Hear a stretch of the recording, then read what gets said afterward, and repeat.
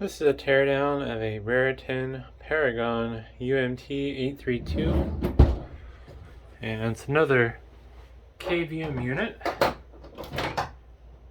do have quite a few of these in the works, but I've chosen to do the controller units by themselves just because they might be more interesting, I guess. I don't know.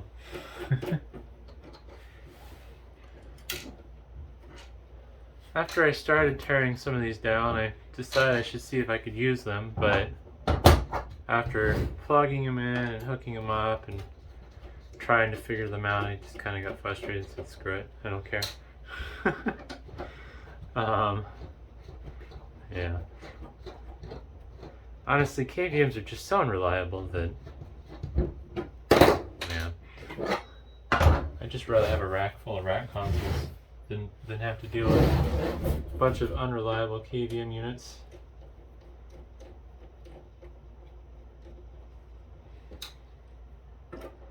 I'm sure these were fantastic back in their day when they worked, though. Oh, let's get all these screws. It's so hard to tell what's going to be in these until I tear them apart because the steel they use is so thick and heavy.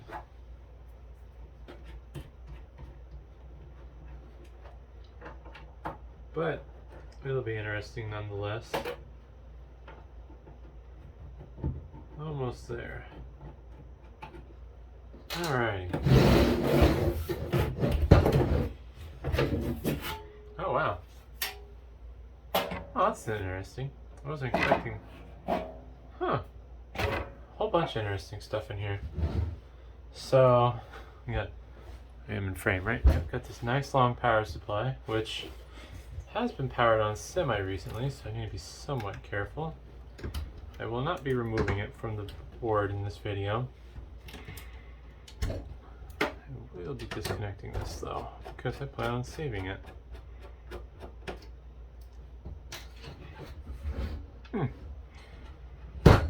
So I thought this cover on the back was for an expansion port that they were covering up, but it's actually for an expansion module. I'm not sure what the module did because I didn't really do much research on these. I suspect that it's just another one of these expansion ports, basically.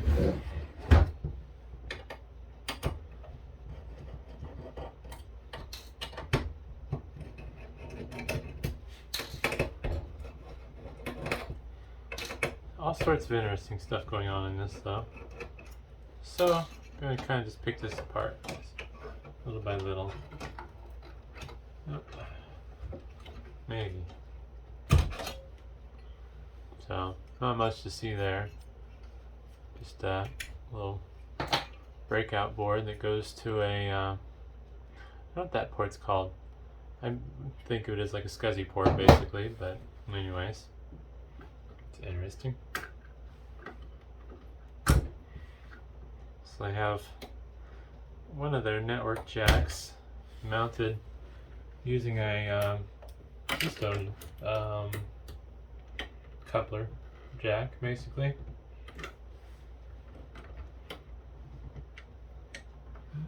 There we go. And this, more than likely, just Cat5 cable. Part of the labeling is covered, so who knows. That'll get recycled. That's not worth saving. I normally save the short little jumpers like that, but that one's kind of weird. I forget what this port said it was. Oh, it's for network. So that's a creative use for that. And fortunately, I should be able to reuse that. I'll use that in my own stuff. Got some weird little jumpers here. This appears to be the brains of the operation. I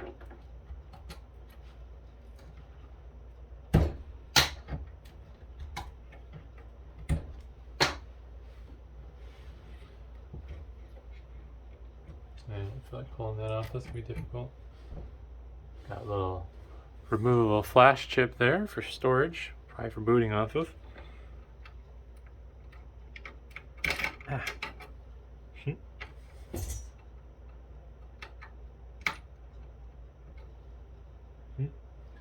Really?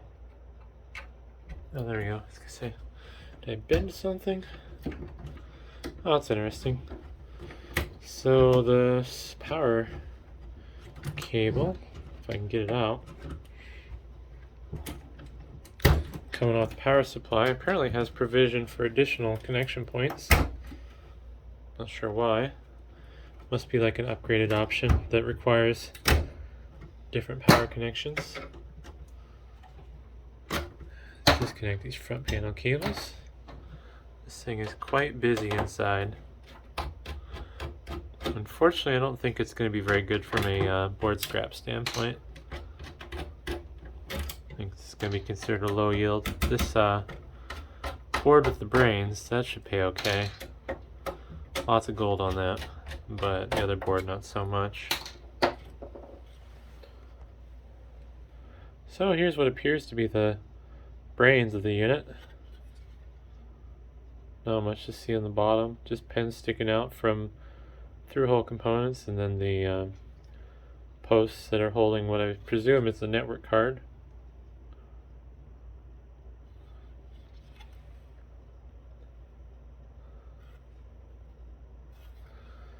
And the processor is an Altera ACEX?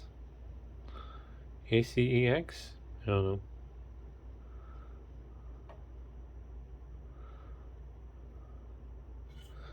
Interesting. And I don't think I'm going to pull this PCB out just for the sake of time. It's not going to really add anything to the video of making you watch me take out all these screws by hand. There's an interesting collection of relays here. So I believe that's what they are.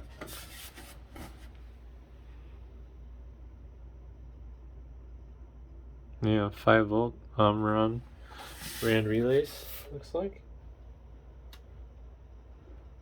Surface mount, which is kind of interesting. I don't think I've ever saw a surface mount relay before. And some controller chips. Those opto isolers, maybe? Not sure.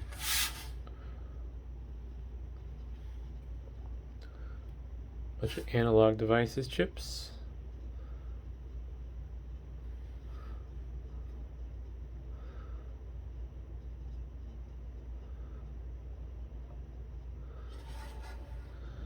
And the interesting thing is, where these ports are, there's a bunch of these little modules installed, which I almost want to guess that they are like jumper packs, maybe, to enable the functionality of the networking connections for the KVM modules.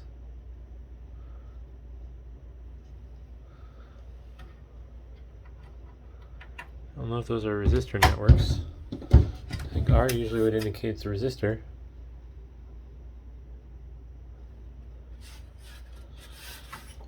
Let's see if I can get the front display assembly off real quick here. Might be hard to do this on frame. The faceplate's kind of beveled, and I have to try to hold it at the right angle while unscrewing it.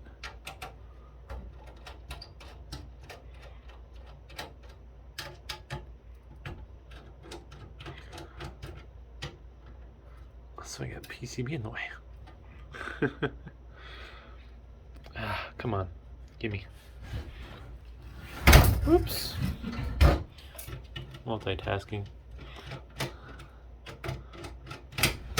Alrighty.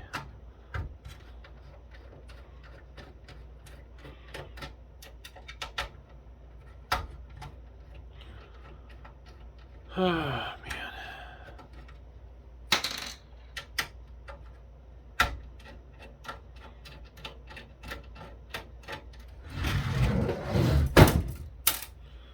Well, let's see. Not quite. I do think I'm going to take off the faceplate to get more of the stuff off. Yeah. It'll be nice if I can get this screw out as well.